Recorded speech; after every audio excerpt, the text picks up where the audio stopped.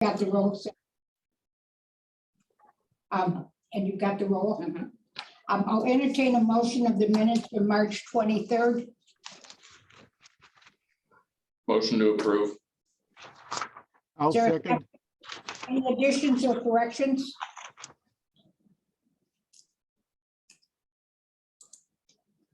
All those in favor? Aye. Aye. Opposed? There's nothing under, you have no appearances that, is there, nobody registered to appear. Is there anyone who is on who wanted to speak? If not, I will close the appearance section. We'll go to unfinished business. There is no discussion or action for item A, so we'll move to item 6, new business discussion action on additional changes to noise ordinance. As you may recall, this was before us, and it went to the council, and it will ultimately, the License Review Committee will be the committee that is actually granting granting the approval of it. But at the council meeting, there was a discussion. There is a part in the ordinance that says that construction noise, you could do that from 7 to 9 p.m. It was suggested that we change that from 7 to 7. I will tell you that some of us said that for homeowners, that means you couldn't fix your screen door at 7:30 at night. And so they separated out the business and the residential. But I think there are two things at least that I brought up for consideration. And that is that sometimes street construction, because they use some of the jackhammer and other kinds of things, that if they are behind schedule because of inclement weather and raining and other things, that they may work later so they can get the project done. That may or may not be precluded by this. The same thing said, no construction worker, like on the new apartments, wants to pay overtime till 9 o'clock at night unless that's an absolute necessity. So, I don't know, but the council, at least 1 or 2 members had some concerns about it. So they sent it back to the Public Safety Committee because we never really discussed changing that time and moving it from 9 to 7 for commercial only. So do you have thoughts or discussion on it? I have a thought or discussion. Our neighboring cities and towns next to us, do they go to 7? Some of them do. And I'm sorry. Well, it depends upon whether you're talking about Madison. Yeah, well, we always pride ourselves of not being like Madison, but so be it. Right. But I can understand I can totally understand what you're saying about not wanting to pay overtime, etc. But I think 7 to 7 is reasonable because it starts to get late. 8, 9 o'clock. You don't want to hear that. And if there's an issue, couldn't they come to us if there was a project that was not meeting the timeline? Or to somebody? There is a provision in. I thought I saw that. Yeah, good. if you know ahead of time, you can go, if you can find the building inspector in, but that's, you know, it's, you all have to just to do what you think is the right thing. Are there any other thoughts? Teresa, Alderperson Rademacher. Thank you, Kathy. I'm sorry, everyone, that my first meeting has to be sort of an incognito situation. My camera is not cooperating with me today. I hope that you can hear me. But no, Kathy, I did not have my hand raised, so I did not have a comment on this matter. Does anybody else have a comment? I just raised my hand in the room and say, as somebody who still relatively recently had babies, 7 sounds good and 9 sounds too late. And obviously, we're talking commercial here, but for people who are living close enough to commercial areas, that can still have an impact.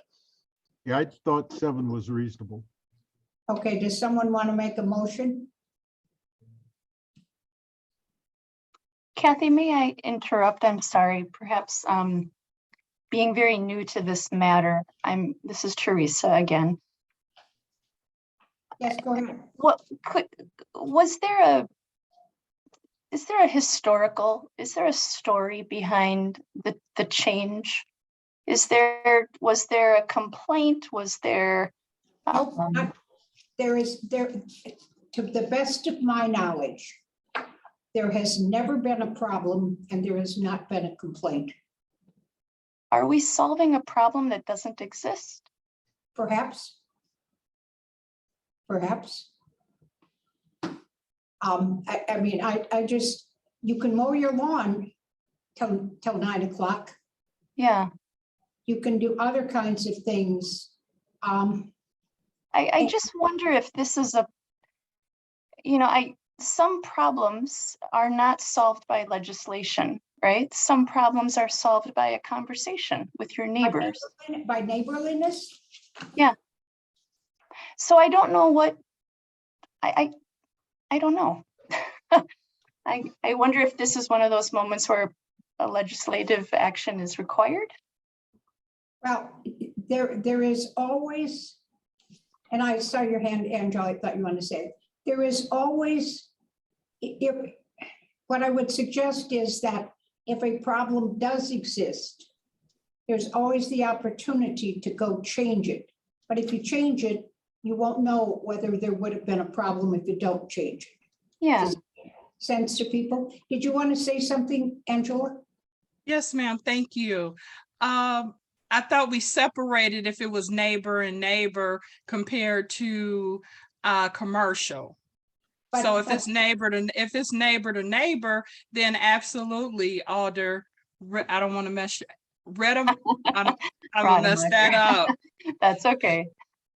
If that's neighbor to neighbor, that's one scenario. But I think the real scenario that we're talking about is the commercial construction, if I'm correct. I consider commercial construction owners and developers neighbors as well. Because if you're adjacent, you're neighbors. Well, true, but I mean, they live. Yeah. The homeowners, or renters or some kind of dwelling. That's what I mean. Well, but I would suggest that if you don't have people who can be disturbed, then you wouldn't need the rule. It would only be if there was a development that was close to, like, for example, the proposed development that is going up at the bowling alley, which is next to the Heritage and the apartments next door. I expect a developer who is developing that building to do things in a way that are considerate of their neighbors, which are the apartment dwellers. That's when I say neighborliness, that's what I mean. Now, is that always the case? I don't know, but I'm not aware, as Alderperson Rademacher said, I'm just not, I'm not aware that there's ever been an issue with this. But I think from police department's standpoint, we have definitely gotten some complaints about construction noise in the past. I can't say though that it's a regularly occurring complaint. is it the time of the complaint? It's the time. Sometimes it's been, I think, more early warning, maybe starting before 7 a.m. than evening. Okay. But again, it's not a regular complaint. We don't deal with it a lot. So for the purposes of this body, we're only referring to noises that would be made by a commercial entity. We're not talking about noises that would be made by a homeowner who is building something. They're allowed to go until 9 o'clock at night. Yes, okay. So So we're you- talking about pulling back the You construction. could be building, constructing a new house, Sure, and they could work until 9 o'clock at night. got it. Unless the committee wants to recommend that there is no construction noise after 7 o'clock, commercial or residential. Mm,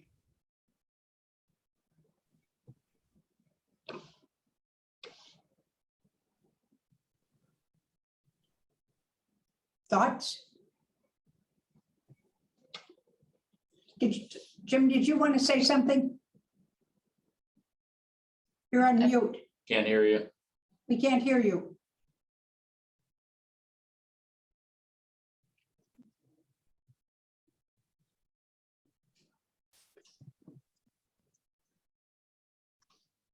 Still can't hear you.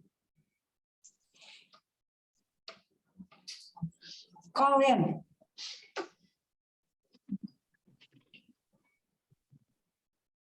It's working for everybody else. Yeah, it doesn't show that it's muted on his microphone.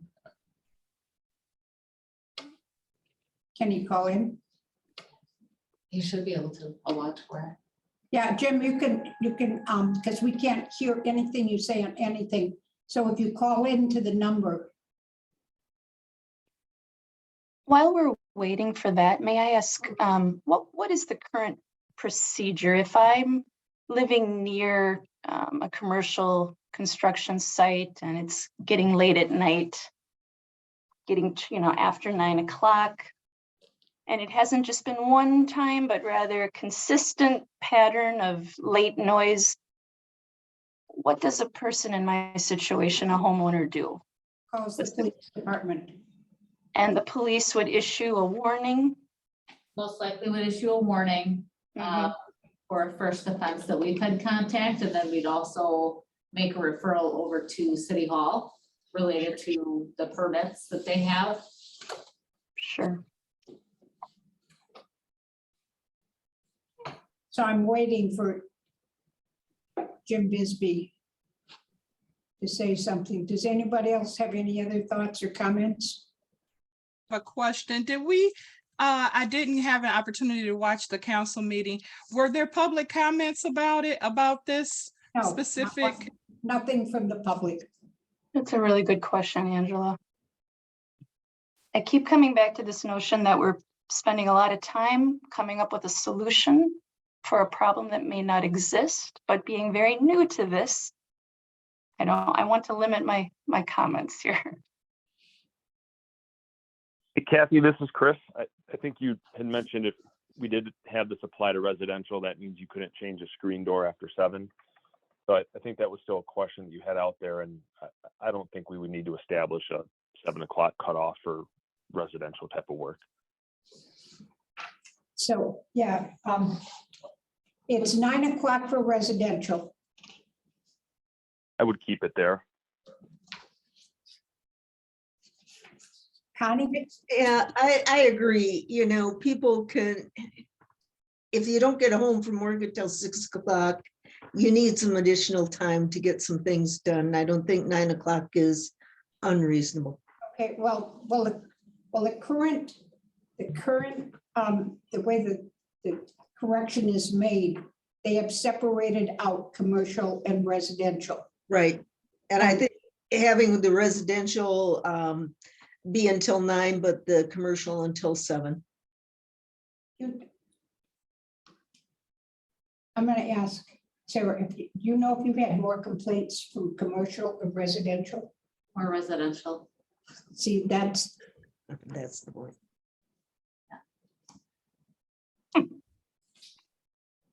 So people don't talk to their neighbors anymore, huh? not so much. A lot of times there's Shame. some tensions between them already anyway, and that just exacerbates it. Jim Bisbee, are you online? It shows that you are, that you have your mute on.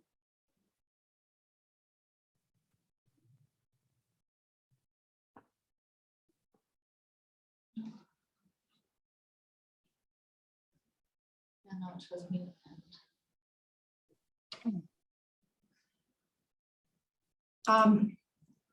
Well, would someone like to make a motion to the council on the view of the Public Safety Committee?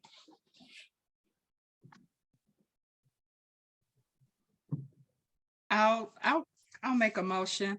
I move that, let me see if I can get this right. I move that we amend the noise ordinance to include commercial construction is from 7 a.m. to 7 p.m. Residential construction is from 7 a.m. till 9 p.m. Yes, so you're recommending that that the documents that you got, that's exactly what those documents say. Right. So you. Correct. Jim? Still can't hear you. Oh, here we go. That's my, Can you hear me? yeah, Yep, now we can hear you. I just want to make a comment on commercial construction. You know, especially like the Slimby development and some of the other developments that are commercialized. There's rarely a tradesperson on site after 4 o'clock in the afternoon, 5 o'clock in the afternoon. They want, maybe some will start early at 6:37, but typically maybe some private remodelers might be working beyond that. But you know, in terms of big developments, those developments are pretty empty by 6 o'clock at night. So you don't think changing it to 7 cause a Well, problem? I think it's fine, but I don't think you have to worry about commercial developments anyway. I'm assuming that this refers to exterior construction, that if you're inside the building and it's closed. You want to read? Something getting a is big going echo. on. It's hard to hear. It's Okay. echoes. Jim, you might need to mute your laptop and just talk to your phone. No. Can you hear me now?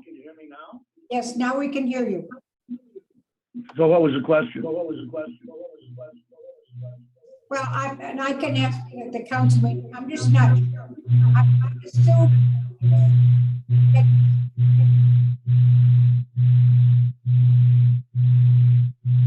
I'm having volume problems. Don't worry about it at the council meeting. I'll look at the thing. There's a.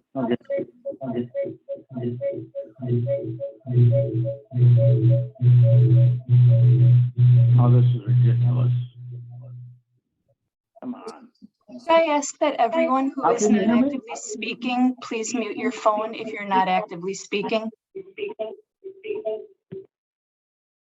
Which would cut off a commercial construction at 9 o'clock, at 7 o'clock, and residential at 9. Any additional comments? All those in favor, say aye. Aye. I Opposed? Aye. Motion carries.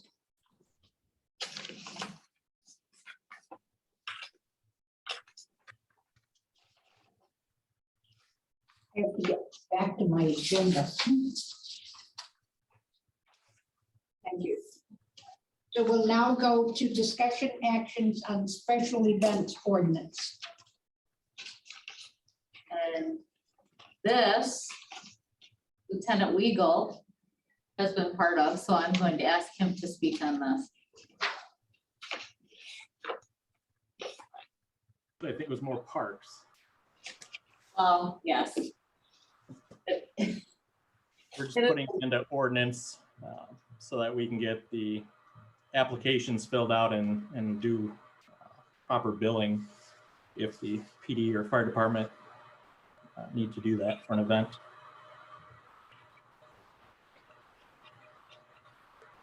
So are there thoughts or questions on this?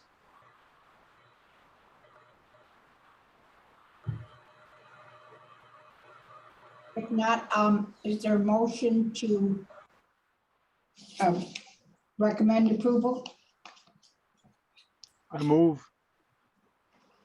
Is there a second Second, Second. discussion?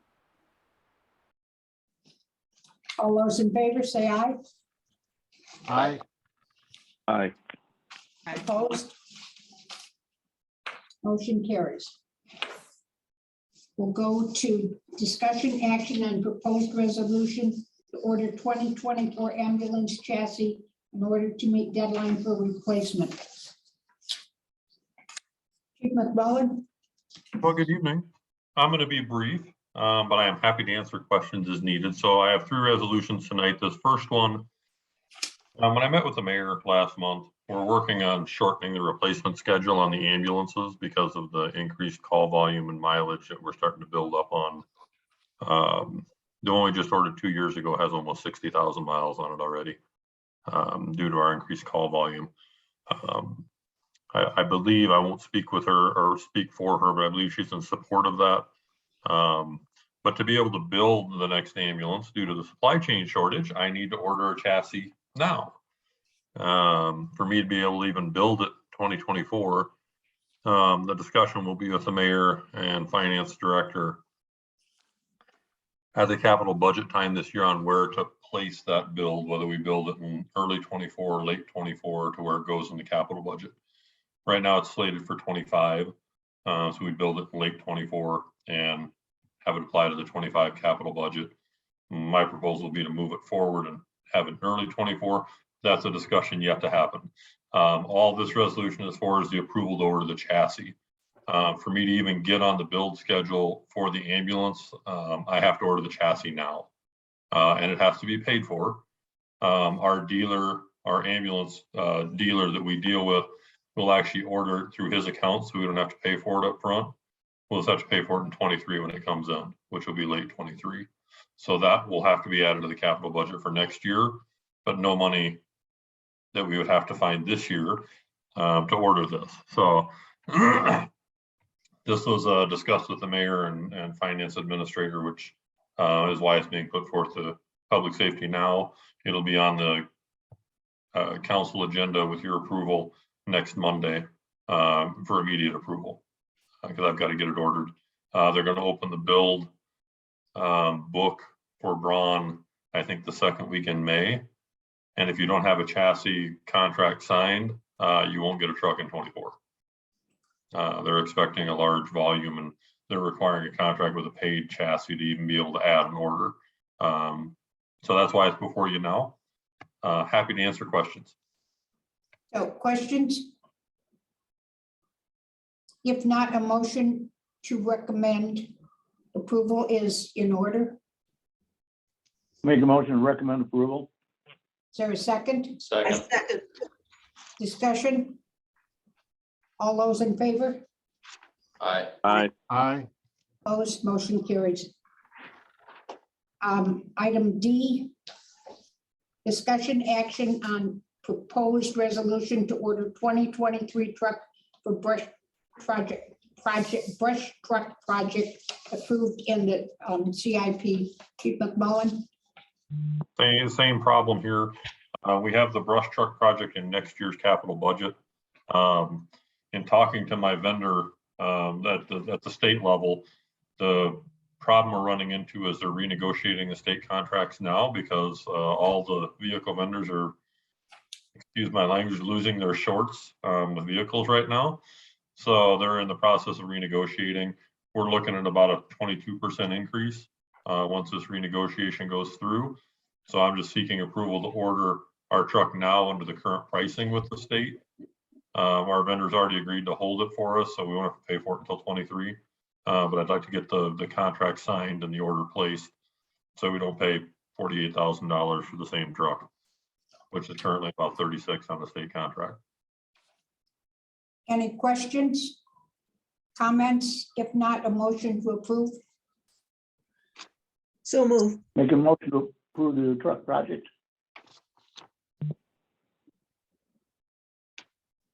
I'm sorry, what would, Connie and Jim. I make a both. motion to approve the brush truck project.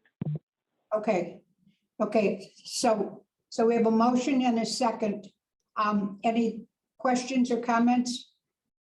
If not, all those in favor? Aye. Aye. Opposed? Aye. Motion carries. Item E, discussion action on proposed resolution to move $10,000 of funding from the Squad 5 decommissioning capital project to the PPE replacement capital project. Chief McMullen? This is my hat trick here. So first of all, the agenda is incorrect. It actually got changed after I pushed it out to the chief. So that's on my end, not his end. The resolution itself is for $15,000. So the Squad 5 decommissioning and Engine 4 project, I'll be honest, I got a fantastic deal for half of that project, which was the rescue struts for the engines. We budgeted $20,000 for that, and I got it for $5,800, which gives me a little bit of additional money. On a good note, we've hired 15 new volunteers since November 1st, which is a great problem to have. The biggest problem we have is the cost of gear, and that many new people, I simply don't have the gear to equip them. So that's what this project is for, is to move the money that we saved on the rescue truck project that was already funded and move that into the PPE category. Unfortunately, the same issues that have struck the vehicle market have struck the supply market for gear as well. My price on a set of turnout gear went from $2,100 last year to $2,600.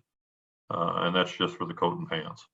So with that, and with some new people that we simply don't have the right size of gear for, I need to get new gear ordered for them. Again, it's a good problem to have. So that's what this request is for. I don't even have project numbers yet for the capital projects. I think they're coming next week, which is why there's X's in the resolution. But that's what this project is for. Any questions?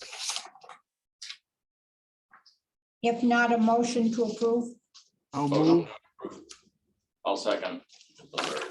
Moved and seconded. Further discussion?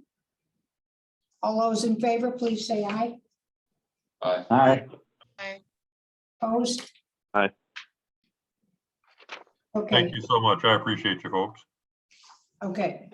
We'll move to item 7, discussion of future agenda items. If nobody has anything that they can think of now, feel free at any time to contact Chief, the police chief or me, and let us know if you'd like us to put something on the agenda. I'll ask the staff if they have any updates or discussion on diversity, equity, and inclusion. If not, we will go to reports, and we'll start with Chief McMullen. I will wrap my diversity comment in with my report then. I'm going to be very brief. There's an annual report in this packet, which I wanted to make sure everybody got a copy of, and feel free to look at it to ask me questions. My door is always open when I'm not in Indianapolis. You're always welcome to stop by and ask questions, and I'd be happy to receive any of you at my office and answer any questions you might have. The full-time position that was open was offered to and accepted by one of our volunteers. Natalia Hansen will be filling the open position. She's been a firefighter medic with us on a volunteer basis for 6 or 7 years now. Lives in the city, fabulous lady, has all the qualifications. Going to be a real benefit, not only to the department to have her as a full-timer, but for her and her daughter as well. So she doesn't have to work the midnight shift at the communication center anymore. So really solid hire. We had some fantastic candidates. The 2 folks on the eligibility list are both females as well. So right now we're running at about a 31% female to male ratio on the fire department, which is almost unheard of. No matter where you go, we have a large amount of females on the department. I've got one more coming on board probably next week to bump that up to maybe 34%. So we're actively working to reach out and diversify our department.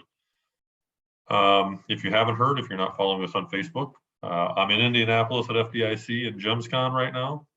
Brought a team down, our EMS educators that I put into place last year to start EMS training back up again. Have done such a great job. As a reward, I gave them a trip to FDIC and GEMSCon, which is a co-located EMS event, to come to the conference. But I also challenged them to come compete. There is an EMS competition here. It's an annual event. It's an international event. So normally you see teams from South Korea, Australia, Great Britain, Wales. They come from all over the world. The COVID kind of killed that the last few years. But we had a lot of good US teams here this year. New York Fire Department, Miami-Dade Fire Department, Indianapolis Fire Department had a couple teams here.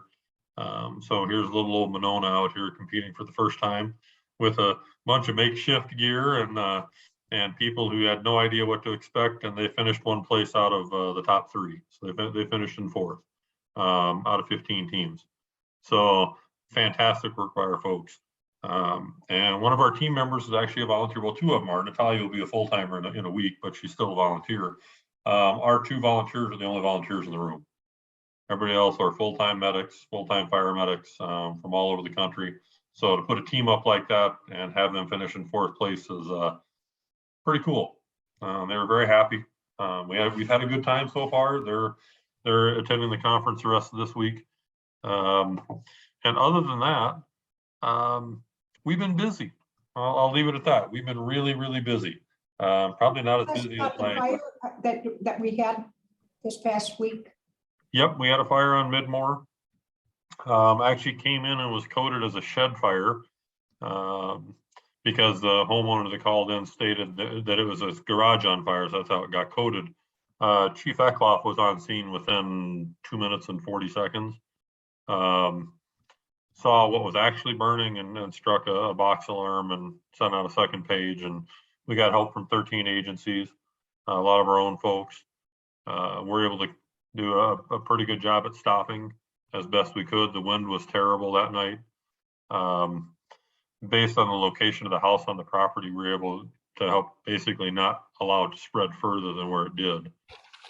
Same night up in Fond du Lac, they had a house fire similar, started in the garage. They lost 3 houses because the wind was blowing so hard. So our folks did a fabulous job. Really feel bad for the homeowner. He lost a lot of stuff, basically everything. And it's terrible to see. But our folks did a fantastic job. And I'll throw a quick shout out to our public works as well. Our water system is spectacular. We were able to run both a deluge and a blitz fire off engine 2, pulling off a single hydrant, and it handled it just fine, which is a lot of water moving really fast. So we have a really good water system here, and that helped out a lot. I was going to ask you, Chief, when the next city e-newsletter comes out, to make sure and put the experience in Indianapolis of the team in there for the community to see.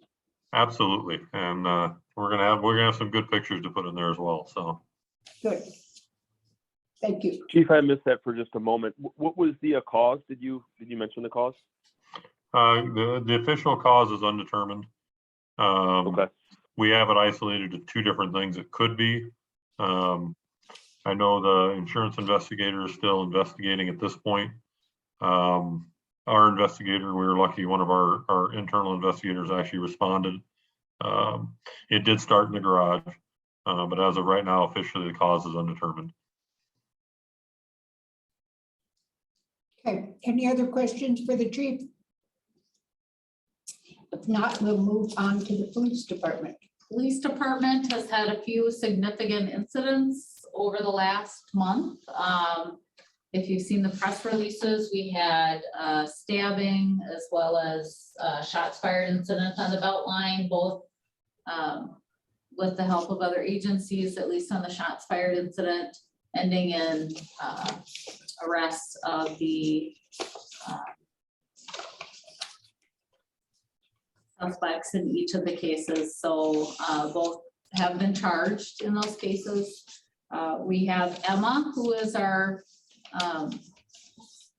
most recent hire, who will be graduating from the academy on May 20th. So she will join Julie in field training process once she is done with her graduation. So we welcome her here.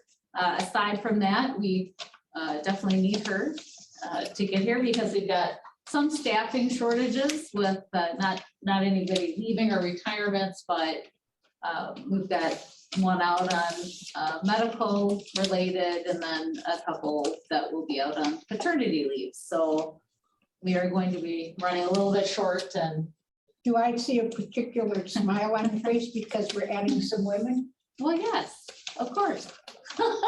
It's lonely here. So yeah, so our numbers aren't quite as high as Jerry's, but with the addition of Emma and Julie, we're at like 15%. So not quite there, but we're working at it. So Any questions? Chief?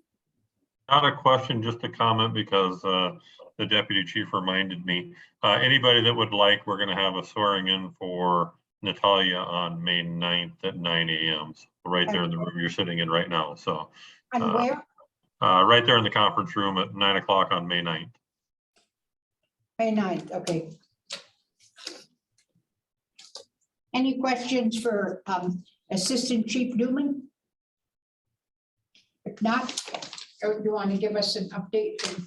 Yeah, biggest update, Chief McMullen has covered already that we established a list of 3 candidates.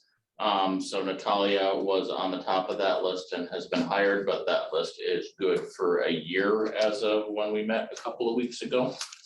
So 2 other good candidates are on that list if other vacancies come up. And we are working on scheduling, but have not nailed down a date for police and fire's annual meeting. That will probably be sometime in the second half of May. So Chief McMullen, do you expect any people on May 9th? On duty staff, I'm expecting that her daughter will probably be here, but other than that, just city staff. So Well, if I'll make you a batch of brownies for, well, I'll appreciate that. I mean, okay.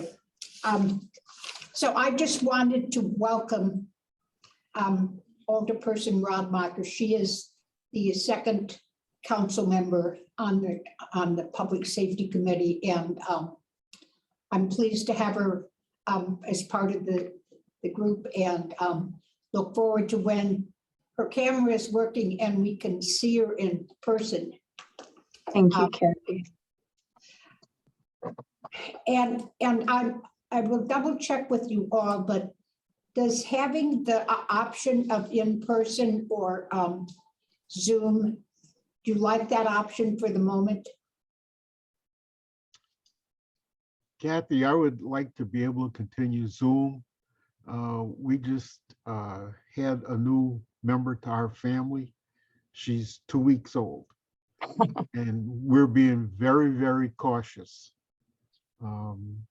We're both Marianne and I are vaccinated and boosted, but anytime we go to Woodman's or any place like that, we're wearing masks and using hand sanitizer and just being really, really careful.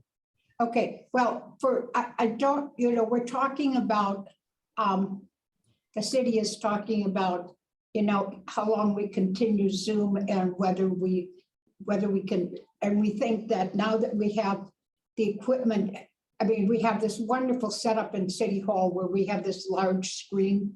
And I think that it's good for the community to be able to have this. I think it's convenient for people to be able to do this. I mean, you could, be a mom at home with the kid and a child, and you can, or a father, and be able to watch the meeting or participate or comment. So I think it's good for the community as well as the committee. And so for as long as we can, we will commit it. And we can upload it so then people can watch it at a later date if they absolutely can't watch it. So we will do what we can to continue to maintain accessibility for both the committee and the community.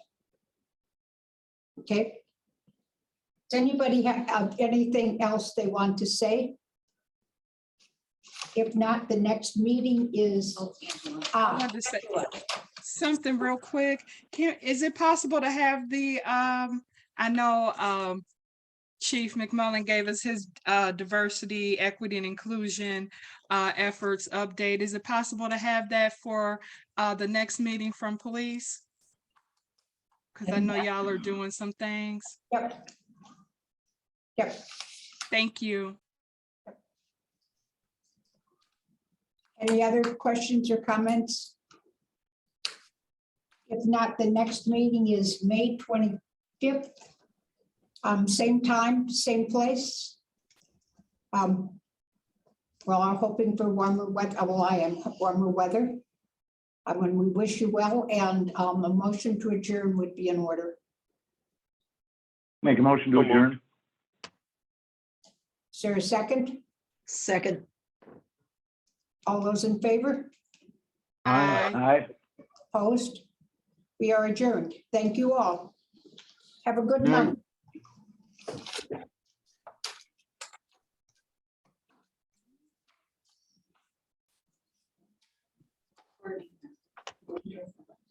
So I heard you guys lost somebody from. I heard, well, maybe you guys don't know yet.